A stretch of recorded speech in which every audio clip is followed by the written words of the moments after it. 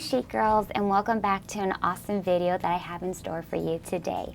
And for those of you who don't know me, my name is Dr. Jacqueline Schaefer, and today we're talking about the feet in summertime. So we want our feet looking beautiful, and what most of us girls are definitely cautious about is the back of our heels, those calluses. It does not look pretty when we're wearing our flip-flops, our wedges, our high heels. We definitely want them to look nice and pretty. So these are my tips that I recommend.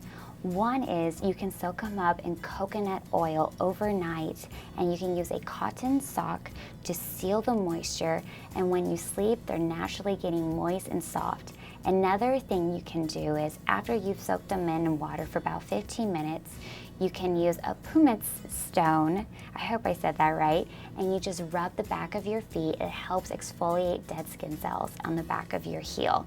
So that way your heel looks nice and smooth and nice. So when you wear those shoes, you don't feel conscious about that. Another thing that I've noticed is that when I wear a beautiful high heel or even a wedge, sometimes my feet get so swollen that I'm like, oh my gosh, my feet do not look pretty.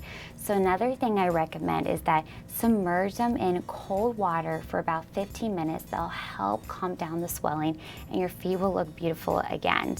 So I hope these amazing tips that I have shared with you today have helped make your feet look more beautiful and more soft and pretty when you wear those gorgeous heels or even flip-flops during the summertime.